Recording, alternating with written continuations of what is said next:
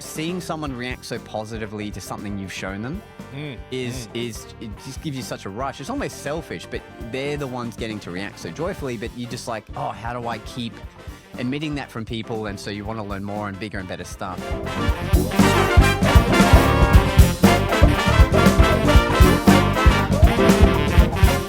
Guys, welcome back to Sauna Sessions with Shea. We've actually got Shea with us now, and we're going to start with 5 questions. Why didn't you hit the record button? Do you know what? That's how we're going to start it. Joss is going to do the intro. I forgot to hit the record button. Let's get Sauna Sessions with Shea going. Josh Norbido, magician, illusionist, just an amazing bloke, full stop. Mate, how are you? I'm ready to party, mate. Ready to party. I don't know if your noise gate will cancel out that sound, but I'm ready. I like that you use the word noise gate straight out of the blocks, you know? Yeah, it's a sexy word straight away. Now, you've already answered question number 1, so let's just go back because we just hit the bloody record button. Thank God we did that in the first 2 minutes, mate. That would have been great, an hour in. Can you imagine? Although the episode would be really like precise and thought out by the time we redid it. For sure. We no bullet points needed, straight into it. Yeah. Okay, question number 1. I know you got the answer for this, but coffee shop or restaurant? Yeah, look, surprisingly to you, I'm a coffee shop man. I like to hang out with mates there, and it's sort of easy to just walk in and, it can be casual about it. Do you are you a coffee drinker, tea drinker? No, I'm the worst. I'm an energy drink consumer. Okay. What are we talking here? Mothers, Red Bull? Look, my favorite at the moment is a Mother Blue, which is a Mother no sugar. Right. Okay. And a bit of controversial low on the calories. About this. Yeah. Low on the calories. Yeah. They recently went out of stock, nationwide for a while. Yeah. And that's a big deal. Like, imagine being told like coffee isn't available anywhere at the moment. It's what the hell? Straight to the black market to try and get something online. Like, I hate that I knew where the last reserves still were closest to me. Like, that's a problem. Anyway. You don't have to worry about cyclones or anything. You're rationing the Mother Blues in the pantry. Yeah. I'm like, how do I get my energy if Mother's out of stock? Anyway, we're good. We're back to it. And, does it, because I gave up that stuff about 20 years ago because it used to give me like heart palpitations and like I couldn't breathe and it was like just one of those things. But obviously, I don't know, your body's used to it. It's like it's a big can. They're not mucking around, are they? Like it's like a litre, isn't it? It's 500 mils. 500, okay. A litre might be why you're having heart palpitations. I was getting I think I was getting the Mother Purple, and that was the litre, can. It was the big one. Yeah, mate, you guys are getting the good sauce tonight. All right, we better keep moving on with the questions, mate. We could be here or not. Okay, absolutely. Hot summer day at the beach or under a doona in front of the fire?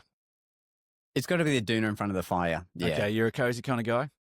And we can dive into this or not, but I found out 5 years ago. I found out that I had Crohn's disease, which is very manageable for me now, just so everyone knows. But it's a thing where it's an autoimmune, and basically the medication to keep you under control for this is an immune suppressant.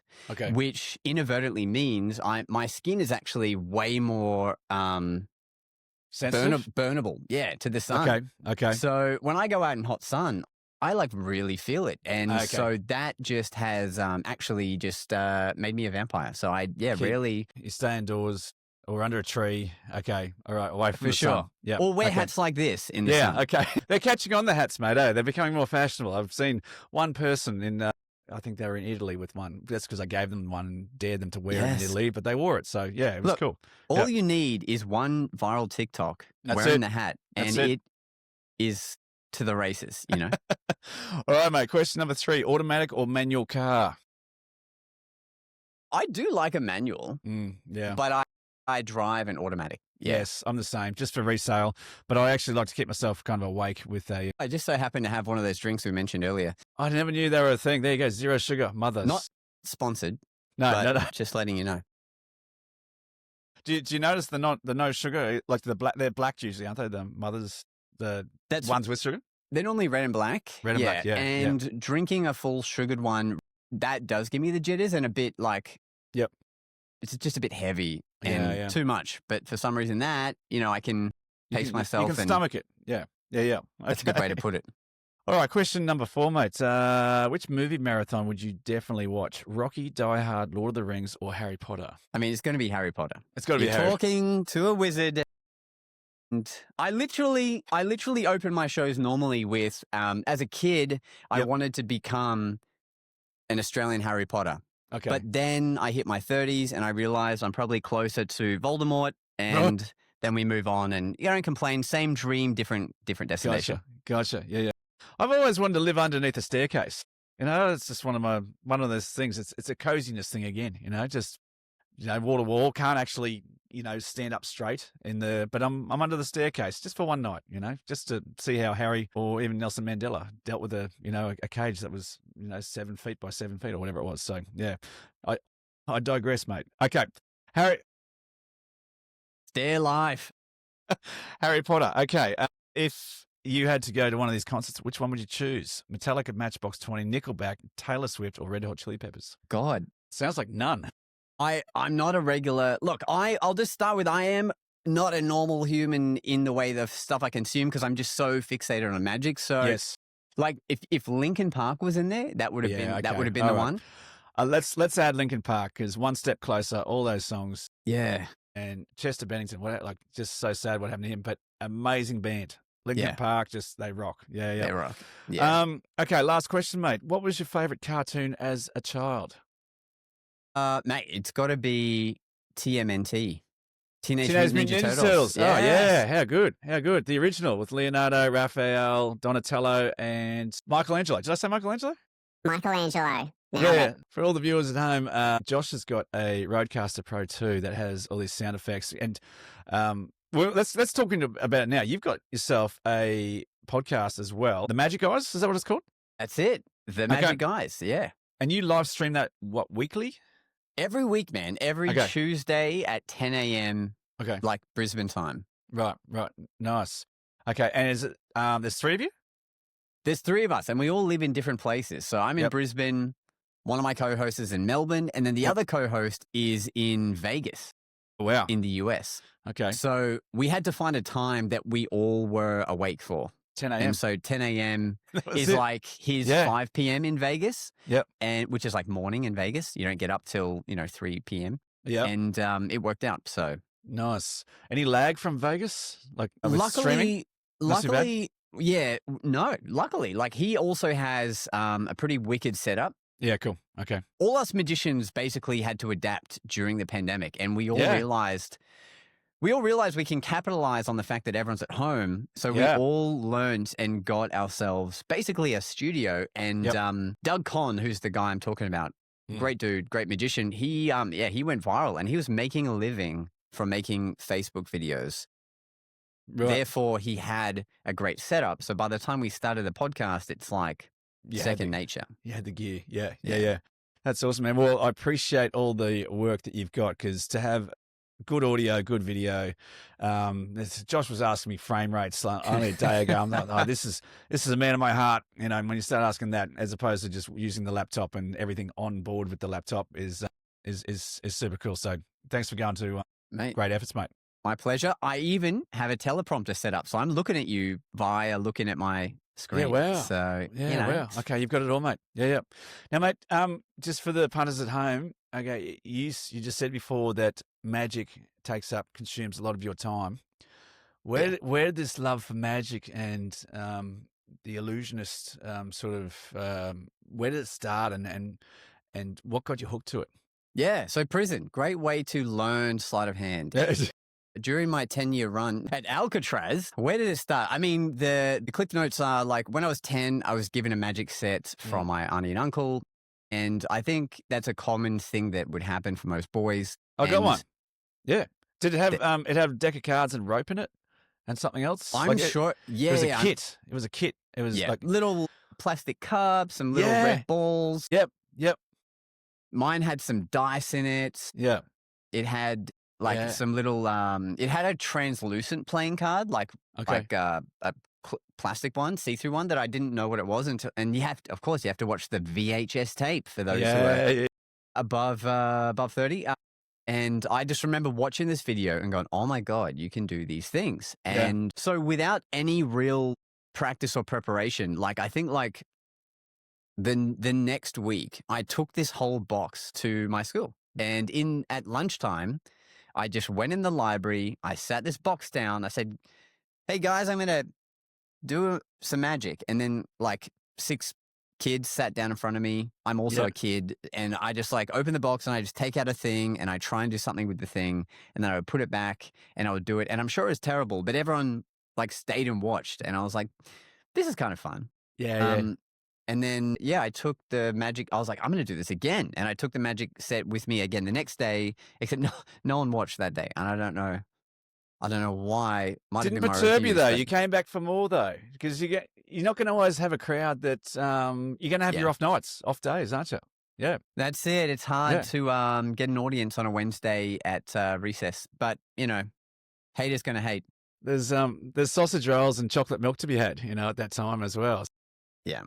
Yeah. And I didn't know what I was doing, but I had fun doing it. And what happened was I sort of, over time I lost all of the little things in the kit, but I always remembered one card trick that became the one thing that I knew. Like a lot of people know a party trick, and if you don't, you should. And I would just show friends this all the time. Fast forward to when I'm 18, so growing up, I did gymnastics and I did hip hop dancing. I was very much into like physical movement stuff. And through that, I've seen you do a few backflips in your time. Like you nailed them every time. I've never seen you muck one up either. Like it's a skill. I wouldn't post a fail, would I? As you get older too, you have to actually consciously work on the backflips. Like I have to work on my jump height to like at the gym and my stretching and warm up now. Yep. Can't just chuck it. And because I use them in my show, like at my corporate shows, I'm doing a backflip. Yeah, right. So when I was 18, I got casted to be on this TV series called Canine, which shot in South Bank in Brisbane for 6 months. And through my hip hop skills, I got casted to be this robot policeman, right? Kind of like this cyborg thing. So it meant I got to leave having a day job, which I only started having for like 6 months. So that's all I knew. And to go into an environment where you're sitting and doing nothing for 8 hours a day, to wait for your 1 half-an-hour bit that gets filmed on set is wild. So I just started showing all the crew this one card trick. And there you go. Yeah, you got plenty of time to do the card tricks. Yeah, I'm like, don't worry, guys. I got a party trick to fill this 8 hours. But after 2 days, I'd shown everyone, and then a little light switch happened, which was on the 3rd day. Someone came up to me and said, "Oh, do you have another card trick you can do?" Yeah, and I was like, I don't. I only know one. But you know what? Let me go learn some more. So over that 6 months, I really credit a lot of my repertoire to that 6 months of just intense 8 hours a day, every day for 6 months, learning something new to show all the crew like the next day and then the next day and then the next day. Yeah, wow. And then by then, like I'm down the rabbit hole. I'm obsessed. It's fun. It's just fun. And it's really not obsessive it's like addictive, but in a good way. Just seeing someone react so positively to something you've shown them is it just gives you such a rush. It's almost selfish, but they're the ones getting to react so joyfully. But you just like, oh, how do I keep emitting that from people? And so you want to learn more and bigger and better stuff. And well, that was one of the questions I had here is, what's the most satisfying part of the job? Is it, the true skeptic who can't believe what they just witnessed, or just the reaction of someone on the street who's just been gobsmacked by something you've done? Like that must be an addictive feeling to have, someone that's like, yeah, whatever, buddy. Oh my goodness. Like and flip on a switch. You know what I mean? That it's like they've gone from total cynic to total believer. That must be, you go home with a smile on your face. 100%. Yeah. You leave an event going, oh, that was fun. Like you drive home going, that was really cool. The way that person reacted to this, or the choices they made to make that effect have, I can't believe I managed to pull this one off. Like, yeah, for sure. And, it's a great feeling. That's why we do it. So the other thing too, mate, that I've noticed, and especially online, is you've got a bag of tricks, not just from a magical perspective, but you're also in the gym, you're working out, you've got your B-boy routine. You've also bring comedy to the mix. And one of the questions I had for you is, what's tougher, comedy or magic? I mean, I think comedy is harder. Absolutely, comedy is harder. use situational comedy, like physical comedy and sort of reactive comedy. Like I try to make things funny that the audience does. Yep. Okay. Whereas, like, if I was to go to a stand-up night, which I do want to do at some point, and just try to not be a magician and just write jokes, like, that makes me nervous. Getting up and doing an hour show in front of whatever amount of people, like, let's have fun. But comedy is definitely harder. And so it's been really fun to learn that muscle and to add it in.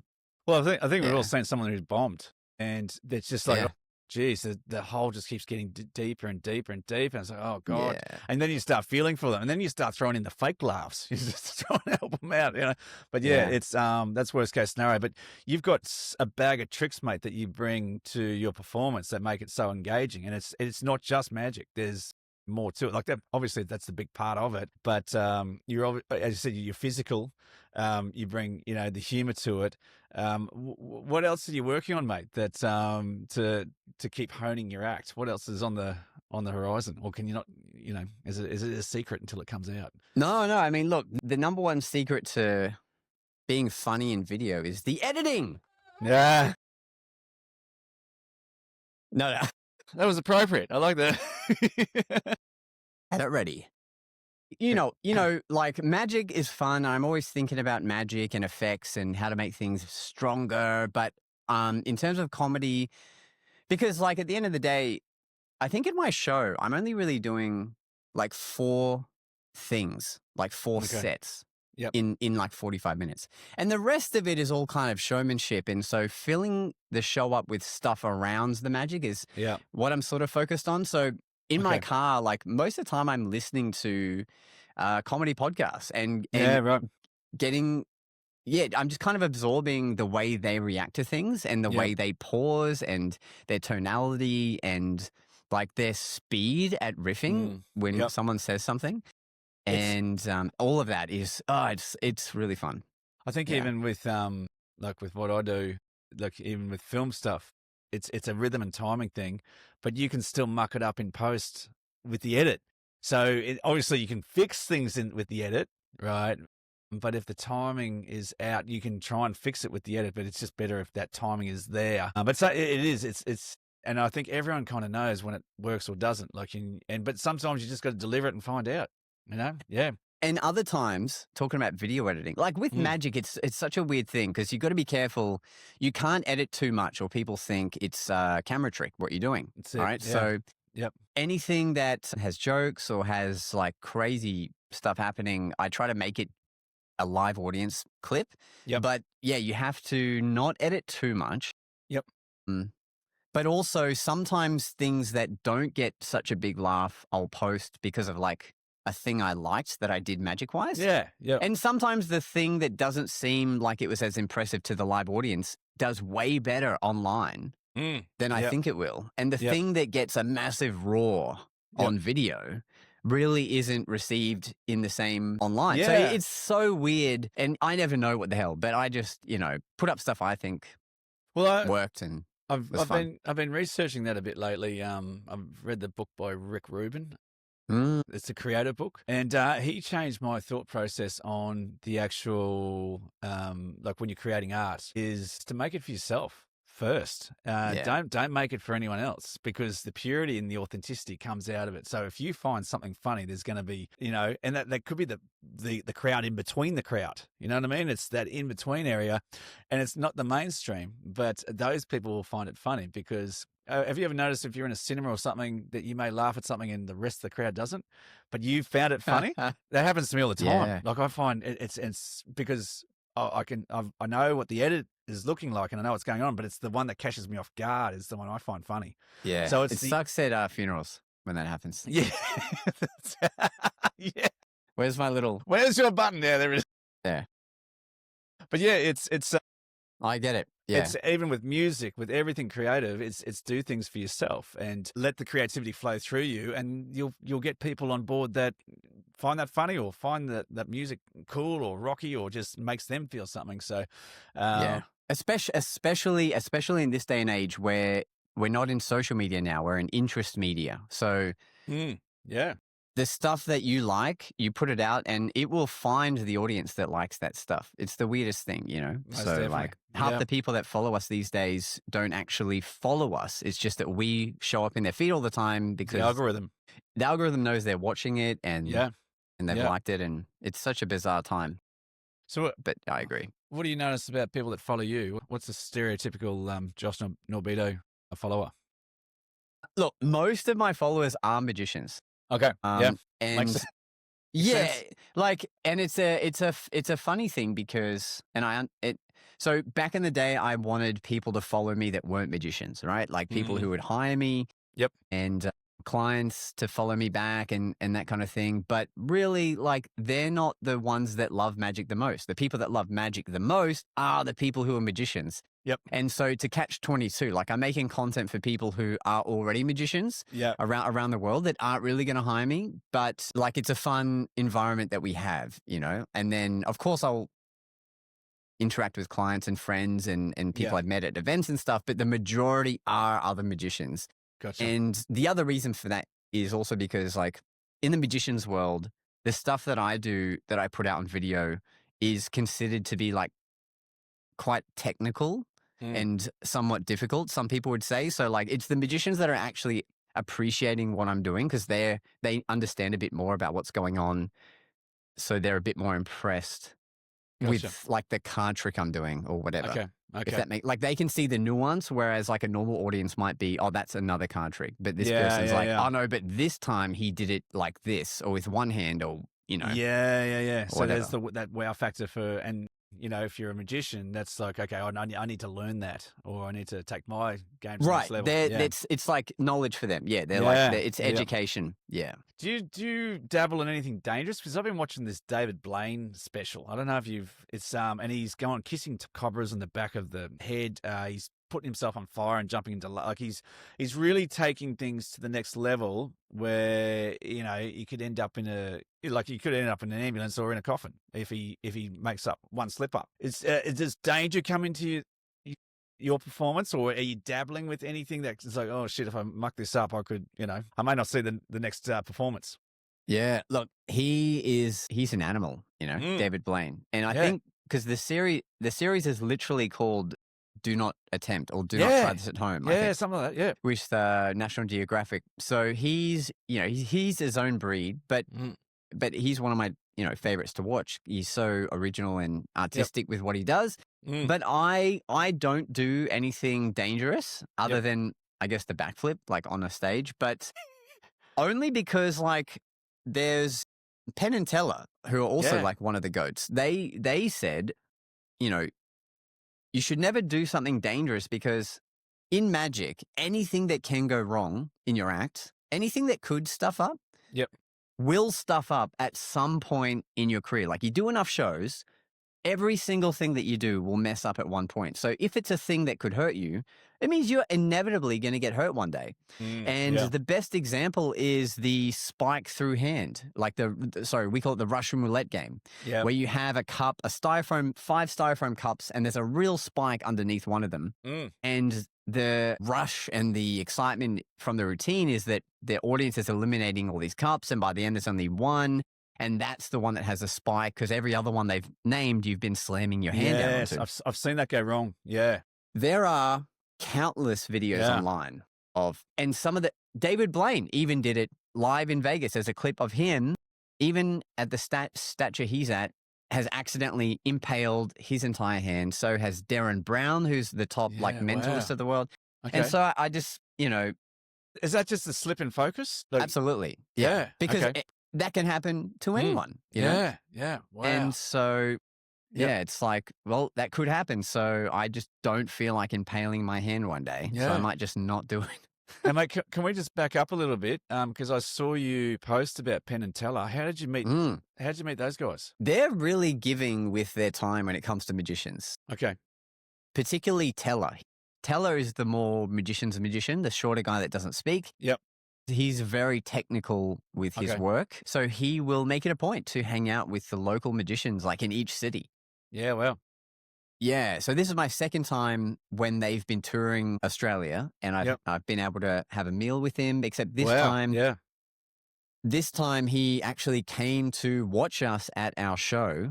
Yep. Myself and Till the Magicians, we host a show every week, which we may get into. And he came to watch the show, sat in the front row. Yep. And luckily we had dinner with him before the show, so I got to get all of my weirdness out of the way before doing magic. You'd be shitting Dax if you got Penn Teller sitting in the front row. It's one of your gigs. Like, yeah. 100%. Yeah. But talk by about losing focus, you know? Yeah. Yeah. Mate, by the time I got all the weirdness out of the way, I was able to do the show like how I would normally do it and how I wanted to do it. But that's basically how he kind of reached out to people he knew. I was like, you know, who should I hang out with? Where should I go? And so he saw my show and I was like, you know what? In return, I'll see your show. Yeah. Wow. And I went and watched that at QPAC, and it's he gave me awesome advice. After the show, I went sort of his. I got to go up actually and hang out in his studio apartment that he was staying in for like an hour after a show and just talk magic and a magician's dream, mate. Yeah, like because how long have they been doing magic for? Decades. So long. I think 50 years they 50 celebrated. 50 years. Wow. Yeah. Performing. Yeah. That's crazy. I think they have the record for the longest running show in Vegas. Like, wow. Yeah. Yep. Out of any type of show, theirs has been running the longest. Okay. And it's insane. Who got done for the Tiger in Vegas? Yeah, Siegfried and Roy. Siegfried and Roy, okay. Yeah. Tell us Siegfried and Roy, okay, yeah. Another example, yeah, spot on. You play with fire, you're going to get burnt. Yeah. Yeah. All tigers, yeah. Now, mate, you've also been called up to Hollywood, I've been reading, as a sleight of hand consultant. So you've been working on some film sets and they'll go to you and ask you, like, how does that work, mate? So you've been on what, Ocean's 8, Poker Face? It's pretty weird because I just like to do card tricks, you know, at parties and stuff. So I through a weird series of events, I ended up working a lot with a poker company, and they were putting out a tender. Yep. So this production company put out a tender to all the sort of poker companies in the area, saying what would your price be or packages available to come and teach an actor how to play poker, basically. Okay. They needed to teach them so they knew how to act at a table and, you know.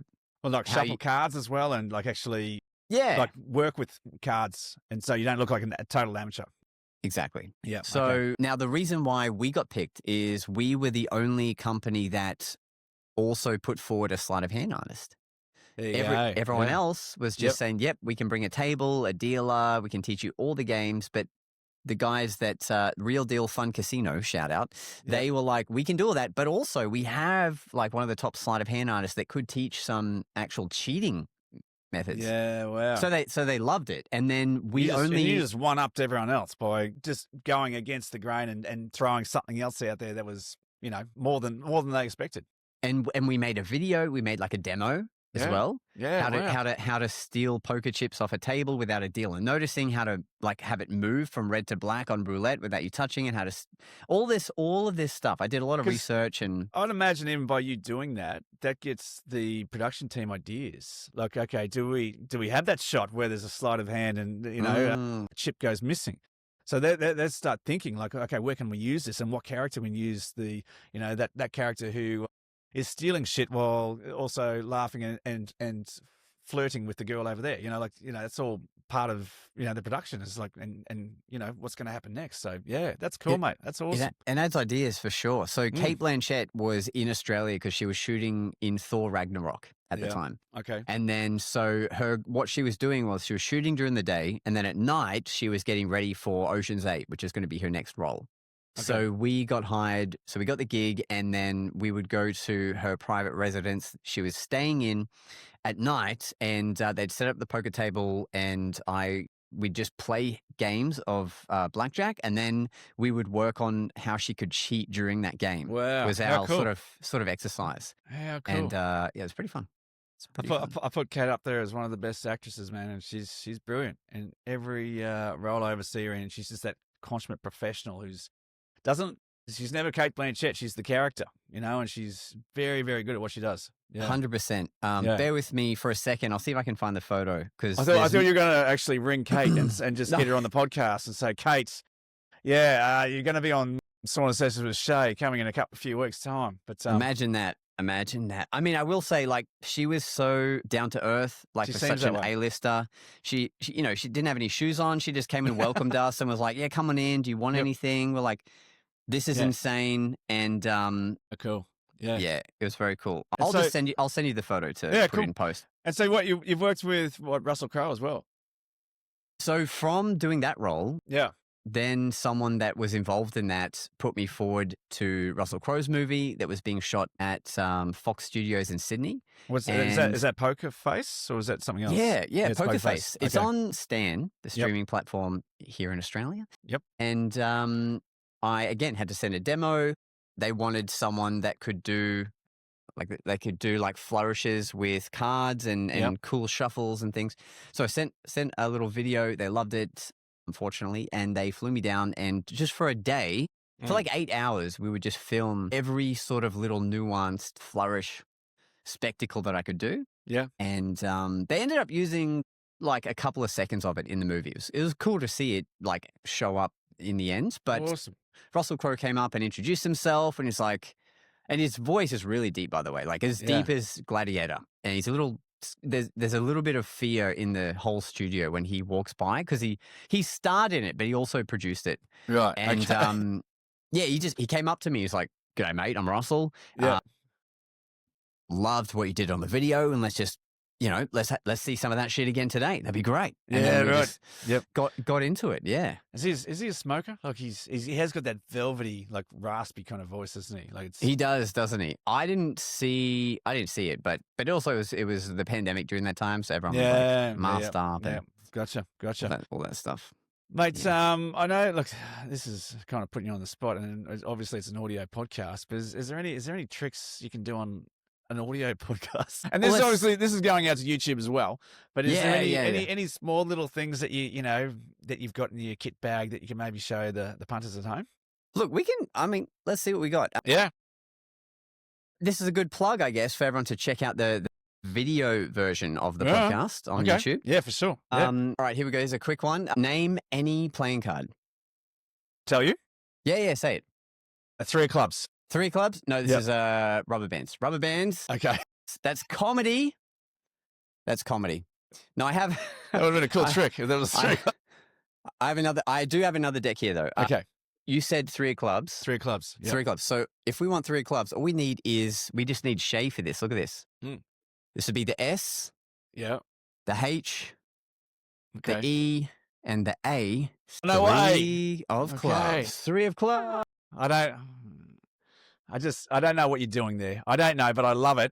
And for all you guys at home, I'm actually just watching the cards. And he's called the 4th card the 3 of clubs, and it was the 3 of clubs.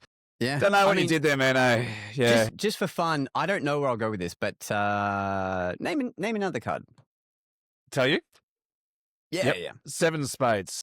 7 of spades. Okay, so that one's actually a good one. I think that's definitely putting me on the spot a little bit more. I might have to shuffle these up a little bit more here. Okay. But if we needed to find the 7 of spades, what I could do, let me give these a little extra shuffle here, is I could use my rubber bands here. Maybe I'll use these. So we have a choice. We have red and we have yellow. What would you like? Yellow, please. Yellow? Yep. Okay. Yellow. Again, I don't know where we're going with this, but it feels fun. This would be crazy if I pulled a yellow rubber band into my ear and I didn't even know it was there. That would be a cool trick. Can you imagine? All right, here we go. So this is around everything. At some point, just say stop. Okay. Stop. Okay. That creates a bit of tension with the deck end this podcast. So I'm going to stretch this out, flip it upside down. Okay. Here we go. So again, this could go nowhere, but in audio land, we'll pretend like it worked either way, so you won't know. But 7 of spades. Here we go. 3, 2, 1. The card. It flicked out. It flicked out. Now, if I show you every card here, you'll notice the 7 of spades isn't here. No, I won't make you do that. That's hilarious. So anyway, I found the card. What a build up, and it flew out. Am I supposed to catch that between my teeth? Is that like how that works in non-digital land? This is how I should have reacted. Oh, what the? Right. It happened. That's insane. You've got the buttons down to a fine art, but the 7 of spades actually did flick out of the deck. What you're going to have to do is you're going to have to do a real slow-mo frame by frame Watch it come out. Yeah. And hopefully it flutters up for a second. But, I guess this is a good segue to explain, magic doesn't always go the way you planned for it, No, that's right. By the way, I should at least do one visual thing that actually freaking works here. Okay. But here we go. This is the teaser trailer right here, mate. Yeah. That's right. Magic. Oh, my God. Boom. Okay. That's not magic. That's 5 years. I should have. Pandemic, but, we don't complain. I should have told you to film in 50 frames, and then I've got more frames to slow down in. Yeah, but I'm gonna optical flow that, man. Don't worry. I'm gonna fill the frames and see how you do that. Okay, because that's guys. So for everyone listening to the audio podcast, Josh just had a Rubik's cube that was all messed up, and he just waved it in front of me, and it just bounced back to all the colors in the right spot. So I'm watching here. I don't know how you've done it, but that was cool, man. Eh? Yeah. I still can't believe that 7 of spades flew out of the deck like a freaking ninja. And I can't even see it. So it's not even like I can quickly go grab it. But that's the thrill, I guess, of coming to see live magic, is because stuff like that can happen. And you just have to not take yourself seriously and kind of just for sure, mate. Look, go with it. Look, it's just you talking about that kit that you had. Like I remember getting that kit as a kid, and I thought it was the coolest gift ever. And it's something obviously I didn't follow up on, but I did. I played a bit of magic with it, and I love doing it. And I actually want to bring my nieces and nephews to your show because you've co-founded and performed. Is it called the Theatre of Magic? That's it. Yeah. Yeah, in Brizzy. The theatre. Do I have a sound effect for it? The Theatre of Magic. Wow. Yes. Okay, it sounds like a magical place. Yeah. Yeah. So it's where unicorns and rainbows hang out. You've been. Yeah. Okay, so how do we go to that, mate?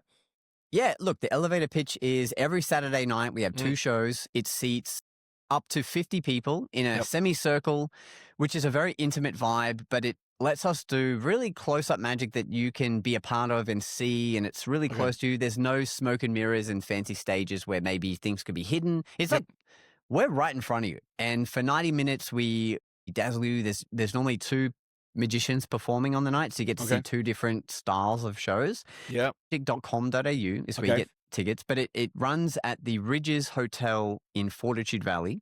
Yep. And we've been doing the Theatre of We've changed venues a couple of times once we've outgrown them and stuff, but we've been running the show for a year and a half now, and we thought we'd only run it for 3 months. We were like, this would be a fun project for 3 mates to do. We'll try it out. And it turned out that Brisbane really got behind supporting live entertainment, and bloody still going. So yeah, that's awesome, mate. That's awesome. Yeah. Well, mate, look, I won't take up too much of your time because I really appreciate you coming on the podcast for a chat. And, look, for a guy that started something as a childhood, backyard thing, and you've now made it your full-time profession, mate. I'm so stoked that you're doing it. And I watch all your stuff online, and it's just brilliant to, see your journey and your progression. I didn't know you was that 10-year-old kid, but I reckon that 10-year-old kid was just an awesome human being, and just, that's a big part of why I think you're successful and, the person you are today. So thank you so much, mate, for being you. Dude, hey, thank you. If I could have that as a Google review after this, mate, I'll at the end of this, we'll transcript it, and then I'll put some quotation marks around it and sign it, Shea, and then let's throw that up on the Google reviews because no, I mean every word, mate, because you've always been so accommodating with whatever you do, and I just think magic is cool, full stop, and I just love that you're out there doing that, and I think everyone should get out there and check out your show. So I'm gonna because I know a lot of my nieces and nephews, I kind of use them as a scapegoat to, because really it's for me.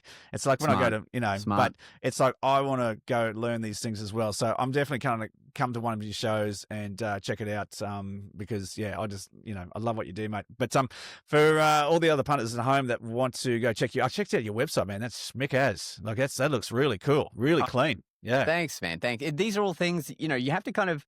Whenever you have your own venture, right? I'm sure you did the same thing. You have to just learn these other skills. So sure.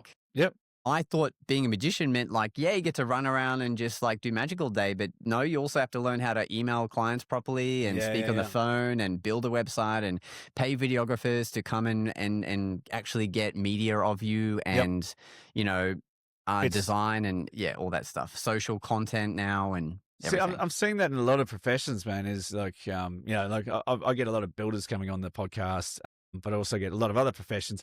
They fall in love with the trade itself, and in your case, magic, but the second part to that is the business side of things, and that catches a lot of people off guard. It's like, oh shit, I actually can't put invoices in my ashtray. Like I've actually got to, I need Xero or I need these things. So as you said, like it's not just fun and games being a magician. Like you've got to learn the business side of things as well. So that's a whole nother chunk of what's going on. So, it's you're learning card tricks, but you're also learning Xero to pay the bills and, tell me about it.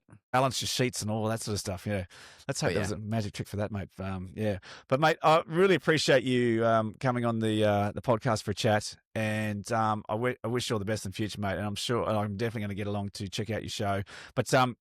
So the website, where do the punters go, mate, if they want to check your website out and book you? Yeah. So look, on all the social pipes and website, it's Josh Norbido, JoshNorbido. So like joshnorbido.com does link to our Theatre of Magic. But if you just want to go straight to the show, it's theatreofmagic.com.au. It's kind of easy to remember and spell. Into the browser, but you can find me everywhere.